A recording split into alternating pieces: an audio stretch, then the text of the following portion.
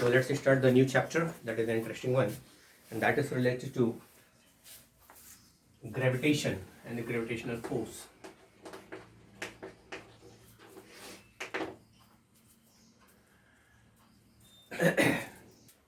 So this is a very interesting chapter because this is the study of our surroundings or daily life observations. So since ancient times, ancient times, the geometrical objects just like sun, moon, and our Earth, these are the interesting subject of the study, and because from the birth one can observe this Earth and sun, and the science start from the study of this sun, moon, and about this Earth and motion, relative motion.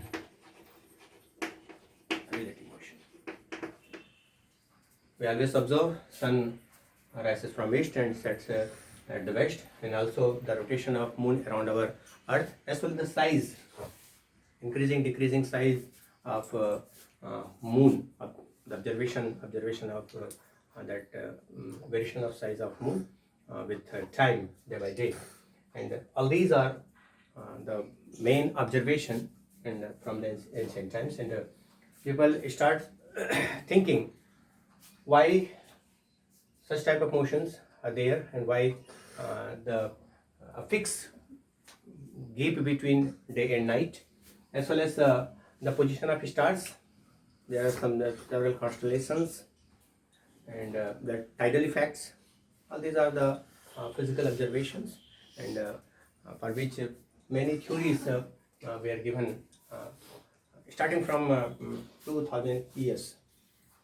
So initially it was thought that our Earth, this is the bigger system, and it is at the center of universe. So universe is very big, and the main geometrical object, this is our Earth, which is at the center of this universe, and sun is moving around the Earth. This was the ancient thought just before 2000 years. Earth is at the center and sun is moving. This is our Earth, and the path is just central. Path is central, and this is sun. It is moving with a fixed time, and this is known as the central. Some names are there. I should mention some names first. Some names behind all these observations and the theories given related to universal phenomena, and one is the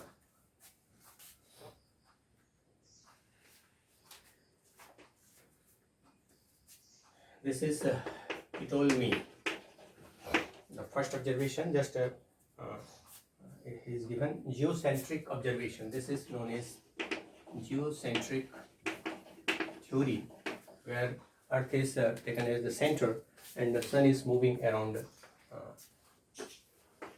Earth. And second, and it is after 400 years later, so second, after 400 years later, one Indian astronomer, mathematician, Aryabhat,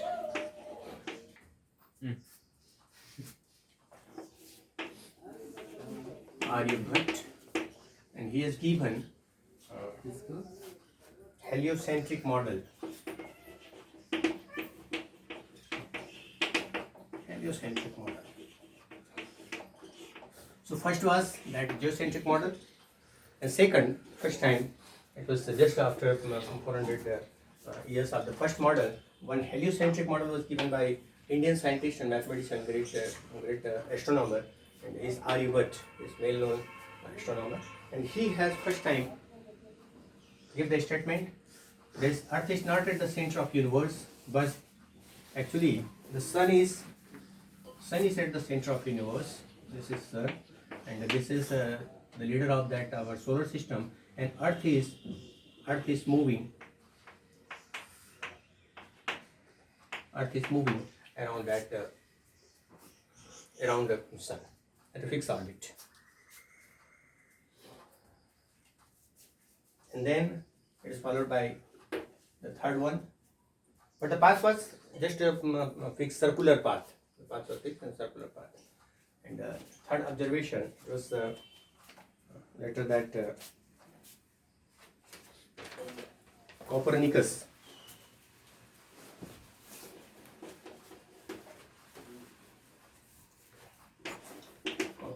and later it is followed by Galileo.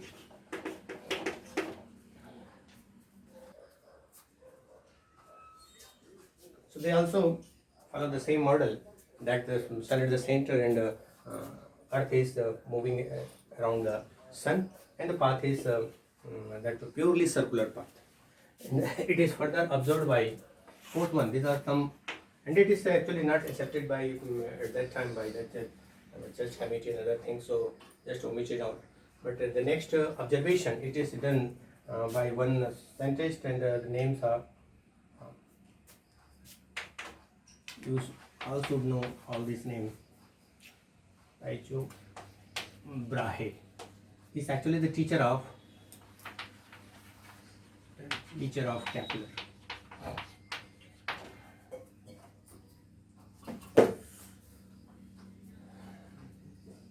So initially the same model. The first model was Earth is at the center, Sun is moving around this. This is right, because it could not explain many physical geometrical phenomena. And after that, first time that Indian astronomer and physicist give this statement, no, this is not true. Actually, Sun is at the center and Earth and other planets are moving around this Sun.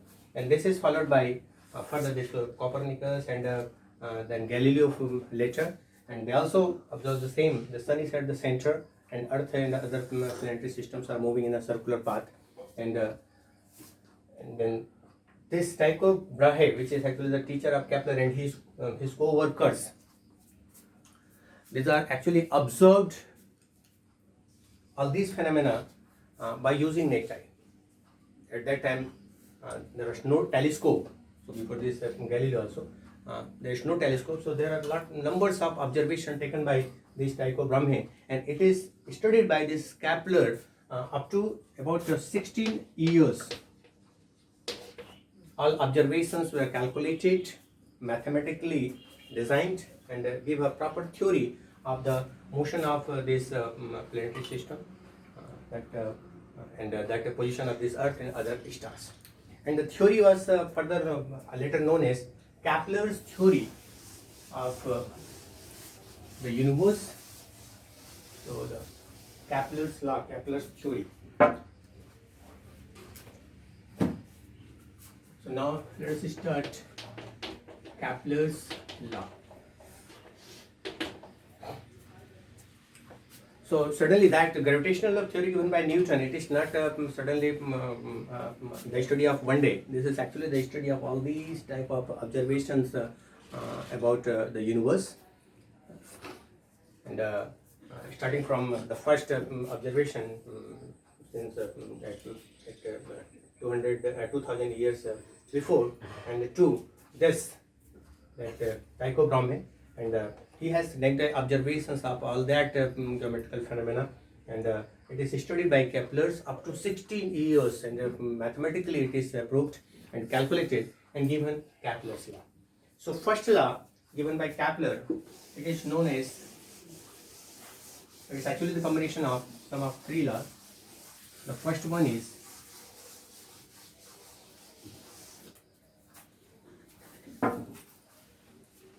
law of orbit.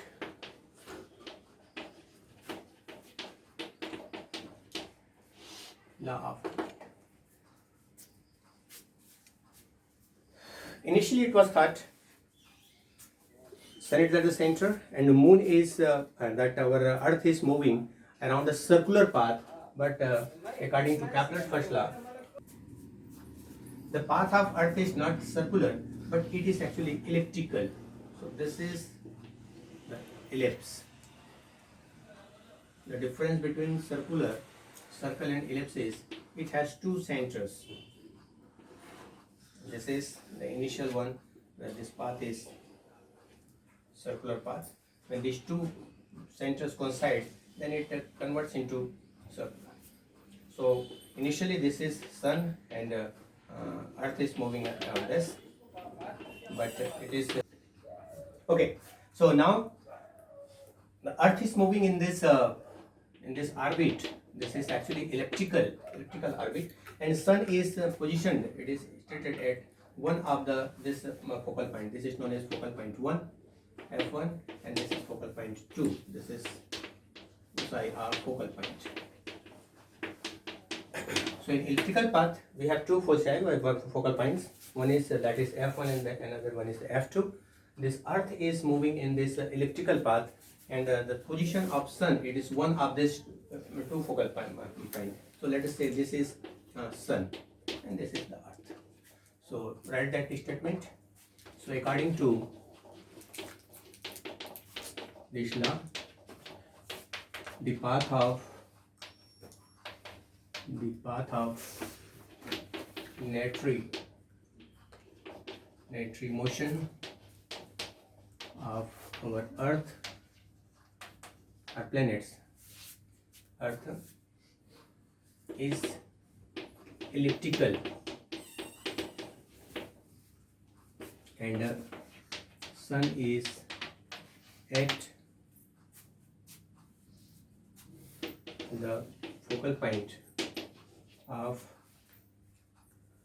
at one of the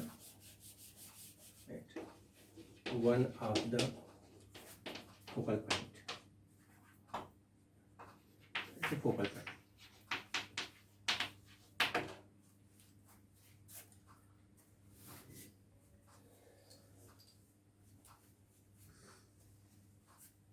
So this is the first law, which is known as the law of orbit. Okay, so Kepler's first law states that this planetary path, the path of motion of our earth, this is not circular, but this is elliptical one, in which the position of sun, it is at one of the focal point, either this way, this or that. It is not fixed. This may be either this or this. This is the first law. And second law is the law of area. Now the second law of Kepler's second law is law of area.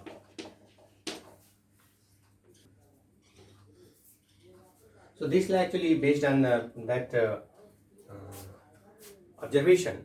When the position of that sun, that earth is near of this sun, then it move fast. And if the position of that earth is at the far distance, at maximum distance, then it moves slow. This is the observation. And according to this, if the line joining to this sun to earth, this is the line joining to sun to earth, and this is the one position number first, and after some time, this is position number second.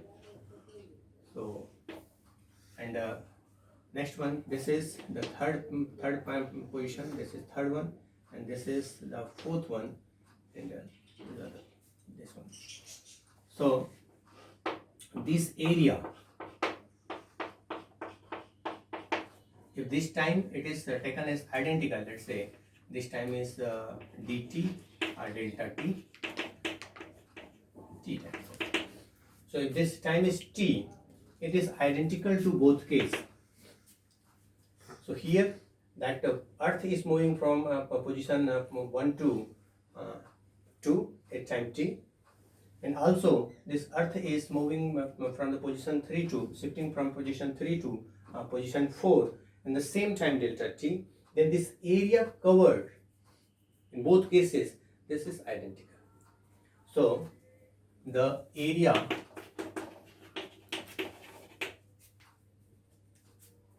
covered or swept, another term is covered by the line joining to earth and sun in equal interval of time is same.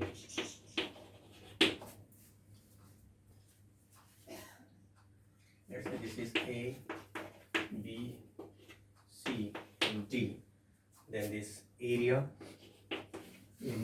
S A B, it is equivalent to area that SCT if time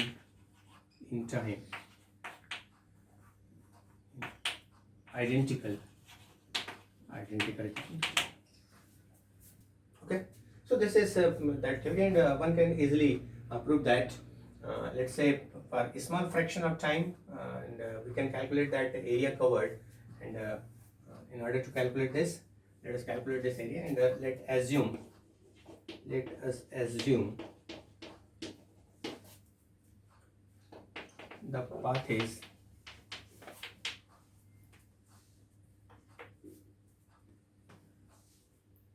about to a circle, because this is a very big orbit, and then the area the time taken by Earth is, let us have delta t, small delta t. The Earth is taking delta t time with velocity v to move from position A to B, and the distance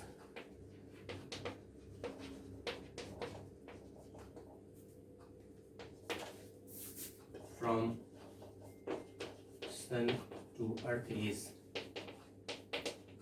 r. So let us have this distance is r, and this is average distance. So just one can calculate the area. So the average area of this SAB, that is actually equal to delta A, let's say, is equal to, it's almost like this, half, similar to triangle, half, and the distance is r multiplied by this base. This will be, that is a delta S, and this delta S is nothing but delta t with this, so V multiplied by delta t.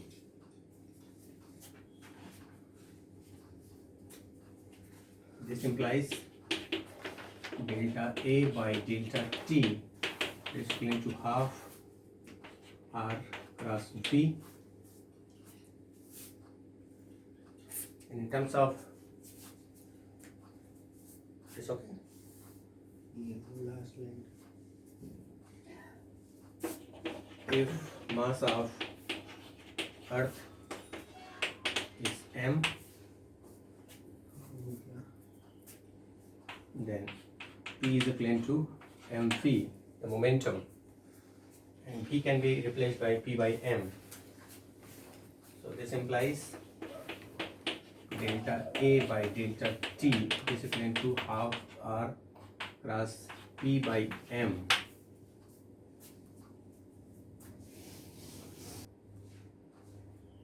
Okay, so this is very small time. That's why we have taken this r is not different. So average distance is r, and this delta t is converted in terms of the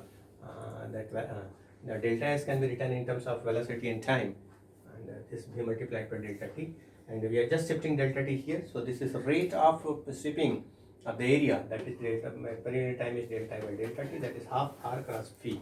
V is converted into momentum, and one can write this R cross P is equivalent to L by M, where L is angular momentum.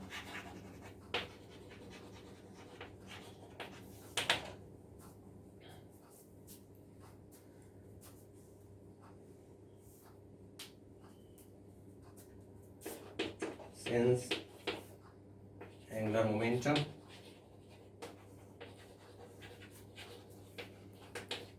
of L is constant, it is conserved, it is constant, and M is also constant, M is also constant. So this delta A by delta T can be taken as constant. Means it is covering the rate of sweeping, rate of covering that area with time. This is constant.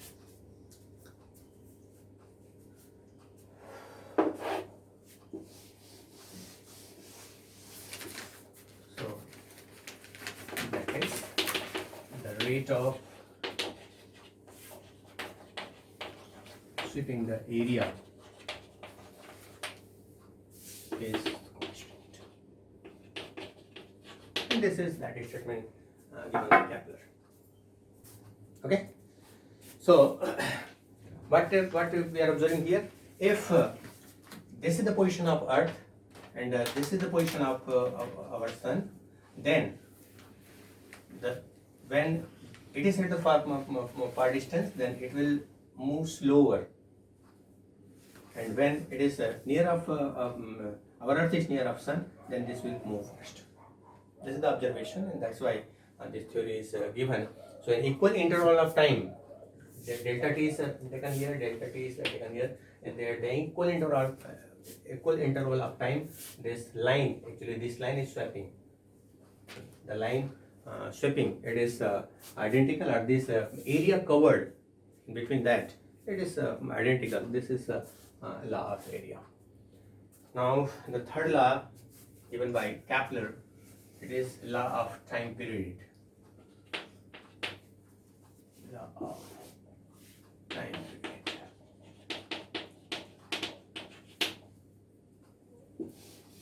So here we have two axes. This is the major axis, and this is another one is, this is the minor axis. So if the path is elliptical, then we have two axes. One is the major axis and second one is the minor axis, and this distance, let's say the half distance from the center, it is taken as A, and this center, this half distance, this is actually taken as B. So according to this law, according to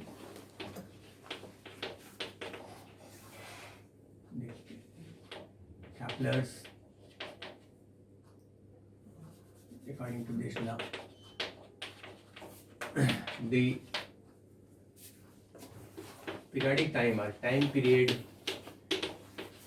of planetary motion, the square of time period of the periodic motion T is proportional to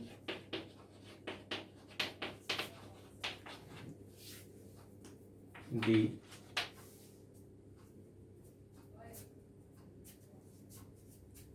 cube of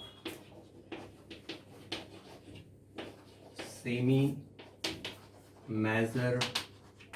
axis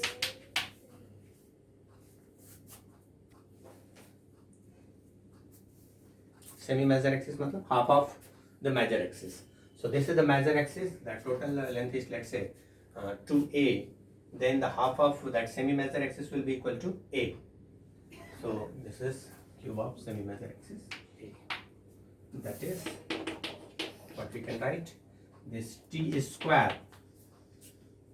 Read the sentence carefully. According to this law, what is this? The square of the time period of this planetary motion.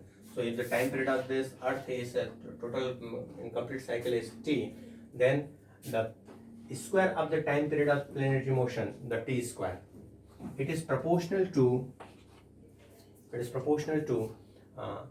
the cube of the semi-major axis.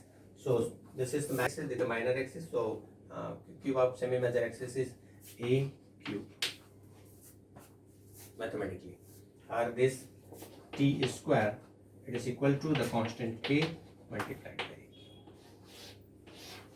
a. Or one can write this t square, or t is equal to k a 3 by 2. So several mathematical derivation is used to solve some numerical problem. So this t square is equivalent to k times k is a constant, so k times a k.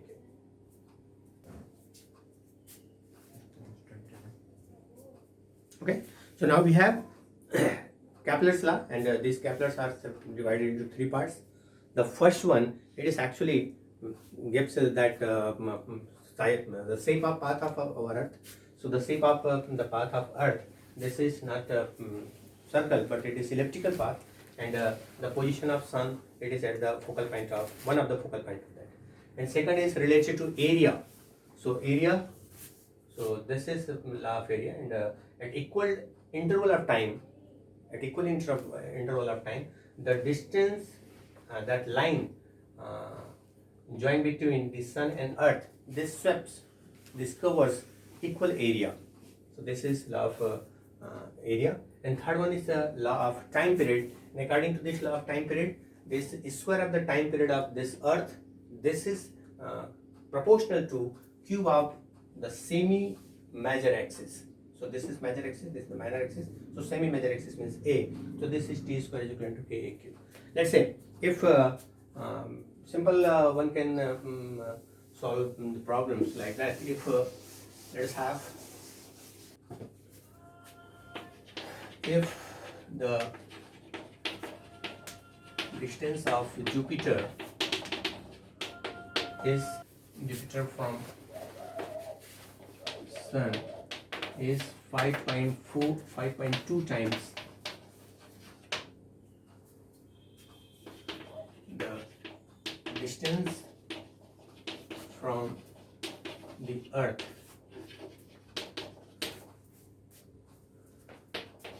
Calculate the periodic time or time period of Jupiter.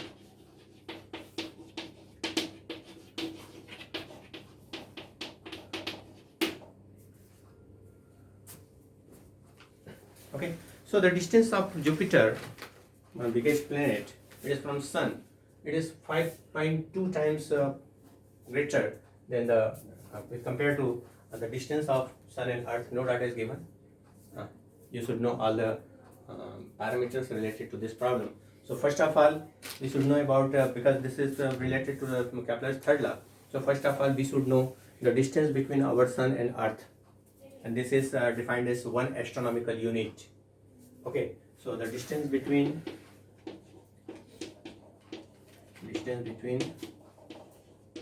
Earth and Sun, it is, let's say R1, it is equal to 1 astronomical unit. So to write this in also one, you can write in kilometer, or don't use this because just this is a comparison. So the distance of Jupiter and the Sun, that will be, that is R2. This is 5.2 times. So this is 5.2 astronomical unit.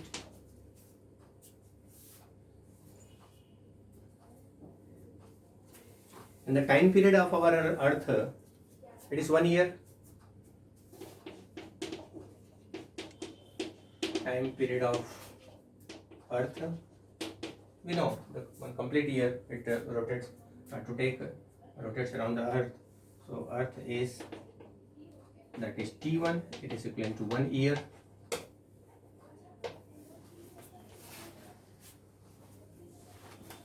So this is T1 square, it is proportional, T square is proportional to R cube.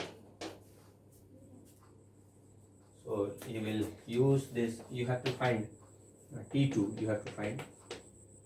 So this T1 by T2 square, it is equal to R1 by R2 cube.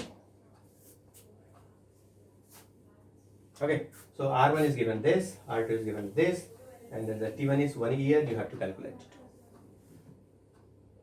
Okay, so easily one can calculate this.